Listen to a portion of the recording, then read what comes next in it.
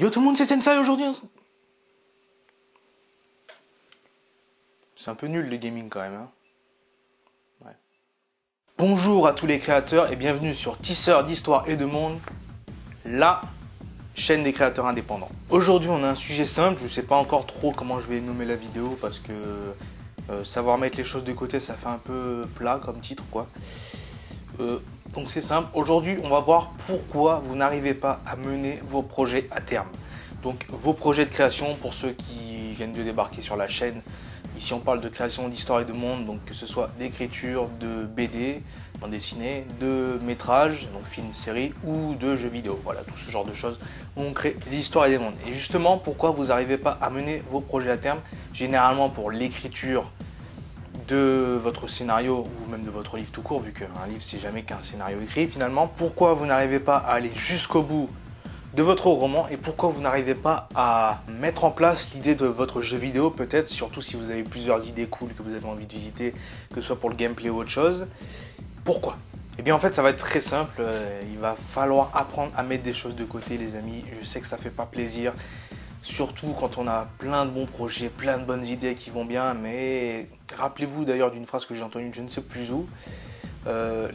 Les idées c'est bien mais tout le monde a des idées en fait. Vous, moi, on a tous des idées. La différence c'est ceux qui vont aller jusqu'au bout et qui vont mettre au monde leurs idées. Donc la première étape, parce que là on va fonctionner en gros entre 4 points différents, ce sera de finir une œuvre avant d'en commencer une autre. Du moins déjà à l'intérieur d'un média même, c'est-à-dire avant de commencer un livre, un roman, vous en terminez un autre. Avant de commencer un projet de jeu vidéo, vous en terminez un autre. Mais évidemment, la question sous-jacente, c'est surtout avant de terminer une œuvre, vous en terminez une autre, même si c'est un autre média et tout. Il y a moyen de séparer bel et bien les deux œuvres et un peu travailler sur les deux en même temps, surtout si vous avez beaucoup de temps libre. Mais c'est vrai que c'est plutôt conseillé de se concentrer sur une seule œuvre, surtout si vous avez du mal si vous vous perdez en fait.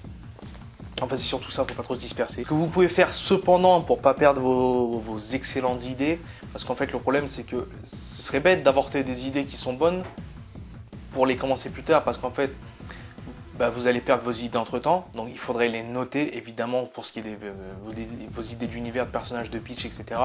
Et aussi parce que généralement quand on a une idée et qu'on a... Ouais, quand on commence à avoir une idée de roman, de jeu vidéo, quoi que ce soit, c'est qu'on est plus ou moins, si je puis dire, dans le délire. Voilà, vous avez joué à un jeu de tel genre, vous avez lu un roman de tel genre, vous avez vu un film de tel genre, ça vous a mis dans le délire. Voilà, vous avez regardé Game of Thrones, vous êtes à la saison 7, vous avez regardé les 7 saisons, vous êtes dans le délire, vous avez envie de créer un truc médiéval par exemple. Et ben, ce serait bête de perdre vraiment cet engouement que vous avez et ce délire que vous avez. Donc ce que vous faites, gardez l'idée en tête que vous gardez votre œuvre qui est commencée, qui est déjà entamée en ligne de mire, mais la deuxième, c'est l'idée que vous avez, vous la mettez sur le papier, vous commencez par exemple à créer les fiches de personnages, les fiches d'univers. Ça va permettre plusieurs choses. Déjà, ça va vous permettre de voir si votre projet il est plus ou moins sérieux ou si c'est pas juste le fruit un peu d'un caprice, si on peut dire. C'est-à-dire que vous êtes dans un délire, alors du coup vous avez envie de faire ça, mais en fait ça part en 2 semaines. Ça va vous permettre aussi de garder toutes vos bonnes idées, de commencer à mettre en place quelque chose. Et généralement, on va pas se le cacher, c'est un bon remède justement au anti-multi-projet, je sais pas comment dire ça. Tout simplement parce que vous vous en rappelez peut-être pas maintenant que vous êtes bien lancé sur votre projet principal, mais il y a un peu la phase traversée du désert où c'est bien de commencer par plein de personnages au début parce qu'on part de rien, donc c'est facile à faire, mais ensuite il faut que ça s'accorde, il faut remplir les blancs, remplir les trous dans le scénario, dans tout ce que vous avez. Et là, ça commence à devenir un peu pète-buant, on ne va pas se le cacher. Et ça vaut pour toutes les œuvres. Du coup, si vous continuez, si vous mettez un peu en place votre seconde œuvre, vous allez finir par arriver au moment où ça devient casse-couille. Et du coup, ce sera beaucoup plus facile de lâcher cette œuvre et de vous reconcentrer sur la première si vous arrivez à ce moment où ça vous fait chier. Voilà, tout simplement. C'est con, mais ça peut très bien arriver comme ça. En numéro 2, enfin la deuxième étape quoi, je vous dirais de classer par ordre d'importance, de priorité vos œuvres. Parce que dire continue une œuvre et pas les autres, c'est bien parce que voilà, il faut faire une œuvre et pas les autres. Voilà. Ah, c'est sûr, c'est bien. Mais il faut savoir justement laquelle continuer et lesquelles mettre sur le côté. Alors il y a plusieurs critères qui vont vous aider à comprendre qu'est-ce qui est la priorité. Déjà de 1, quel est votre genre préféré? Si comme moi, votre genre préféré par exemple c'est la fantasy, et vous avez des idées, une idée de steampunk, une idée de historique, une idée space opéra, il va mieux falloir mettre en priorité votre idée fantasy. Parce qu'au final, c'est celle qui va le dépendre le moins du délire ambiant et de votre, un peu votre période, vos petits caprices si je puis dire, encore une fois. C'est celle qui sera le plus constante, puisque c'est le genre qui vous plaît le plus sur la longueur. Encore une fois, bien sûr, quand je dis le genre qui vous préférez, c'est le genre que vous avez toujours préféré, entre guillemets, c'est-à-dire ça fait des années que vous l'aimez, c'est pas le genre que vous aimez depuis 2 semaines, parce que vous avez le découvert via une œuvre qui vous plaît, parce que là, ça risque de repartir aussi vite que c'est venu. Ensuite, qu'est-ce qui peut donner la priorité? La longueur, la complexité de l'œuvre. Là, ça va être un peu double tranchant, ça va être 2 extrêmes. C'est-à-dire que vous pouvez donner une priorité à une petite œuvre, une petite nouvelle ou un petit jeu vidéo très court, très basique. Parce que comme ça vous permet de vous en débarrasser vite, de faire une petite expérience là-dessus et tout. Et ensuite de lancer sur autre chose. A l'inverse, si vous avez une œuvre très complexe, comme par exemple moi avec les Chroniques de Salfia où il y a des spin-offs, des machins, nanana, un jeu vidéo prévu, etc. Il va mieux falloir peut-être prioriser celui-ci, vu qu'il va être long à mettre en place. Et qu'entre les œuvres, si je puis dire, c'est-à-dire que si vous préférez, si vous voulez faire comme moi une suite d'une dizaine de romans en plus, ça vous permet entre chaque roman de cette grande œuvre, comme on dit, chef-d'œuvre ou je ne sais plus, il y a un nom pour ça, ça vous permet entre les tomes par exemple d'écrire vos autres petites œuvres qui se finissent en un tome par exemple. Voilà. Donc priorisez plutôt les choses soit très courtes, soit celles les plus complexes qui vont tenir sur la longueur et qui vont finalement vous servir un peu de fil rouge dans votre création. Dernier indice de priorité, je dirais celles, bon après ça c'est un peu moi qui dis ça, mais celles qui sont en gros les plus originales, les plus créatives. C'est-à-dire que voilà, si vous avez une idée de faire un truc à la fantasy qui ressemble pas mal à Game of Thrones avec vous savez ce côté un peu humain de Game of Thrones et beaucoup de questions, beaucoup de choses qui se passent, la politique, etc. Peut-être que ça devrait passer après une œuvre que vous avez où vraiment vous avez plus de quelque chose de vous dedans, quelque chose dont le principe même de l'œuvre est plus original et plus à contre-courant de ce qui se fait.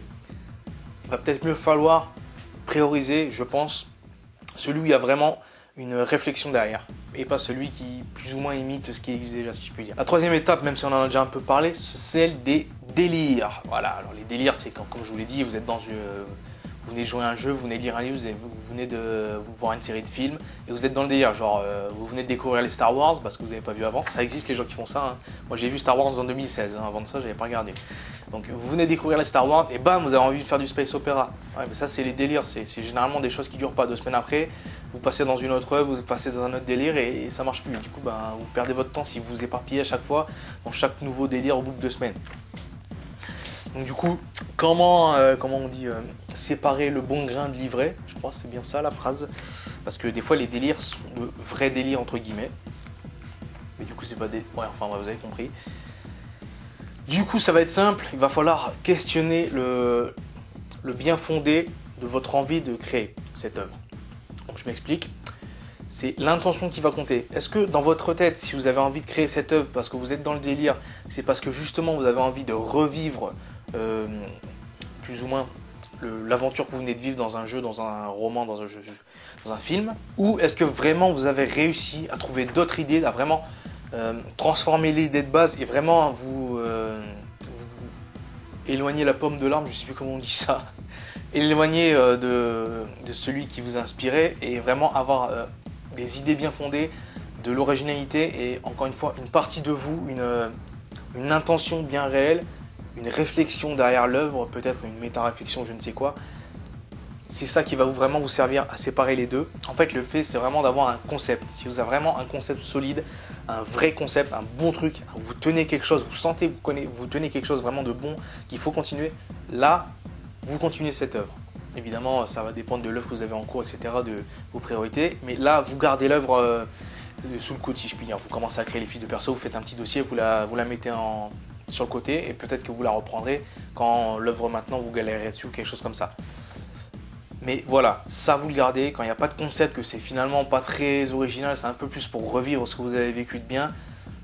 Désolé, ça ne marchera pas. Vous ne revivrez pas une œuvre parce que vous ne recréez pas la même.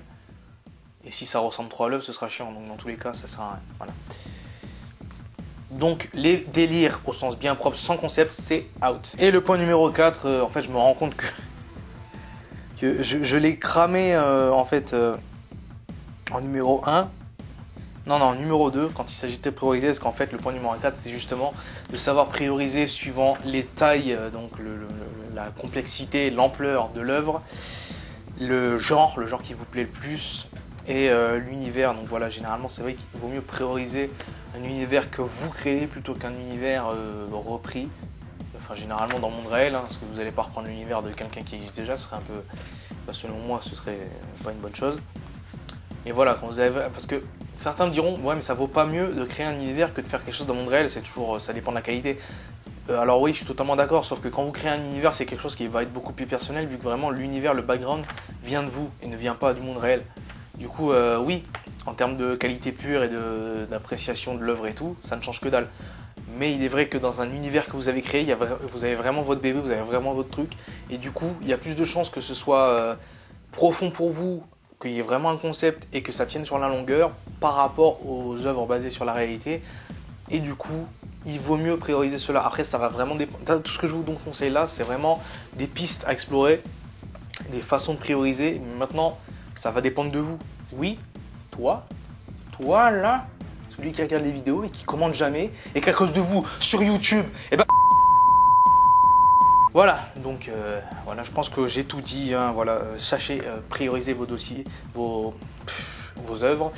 Sachez séparer les délires des vrais concepts. Notez vos idées quand il s'agit de vrais concepts que vous laissez sur le côté parce que vous avez une idée à finir d'abord. Notez quand même ce que vous avez à faire. Et si vraiment la tentation est vraiment très grande, que vraiment vous avez envie de changer par rapport à vos autres œuvres de maintenant, parce que ça vous monte dans la tête, ça peut arriver parce que vous avez du mal, vous êtes dans la traversée du désert, vous avez du mal à remplir les trous, il y a des trucs comme ça fait longtemps que vous êtes dessus, n'importe quoi. Commencez à écrire l'autre œuvre ou commencez à la développer ou je ne sais quoi, et vous allez vite arriver au niveau de difficulté, ça va vous laisser revenir sur votre œuvre. À moins vraiment que vous en ayez des marre de l'autre et vous voulez vraiment continuer celle-là, dans ce cas-là, pourquoi pas la continuer du coup, mais bon, c'est que c'est vraiment voulu. Voilà. Voilà, donc je finirai en citant un de mes abonnés qui se reconnaîtra tout seul.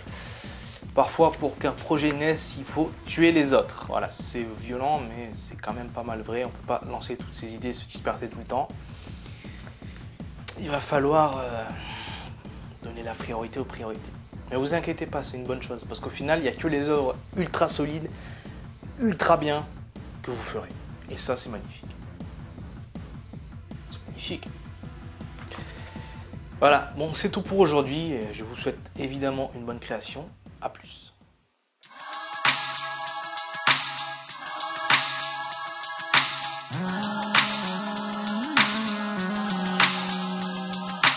I did it for the challenge, always goes to tumbling. I can't believe I'm almost done now while battling. The worst is yet to come as I deviated planes. It's knocking in the studio, she's 46, I'm late. It's bigger than the music, greater than the pay we raise. It's been 268 weeks, I'm obsessed with it. So let's say whatever the fuck will happen, well up in the mirror for the trick, and damn I'm really feeling no regrets. Okay, get this done.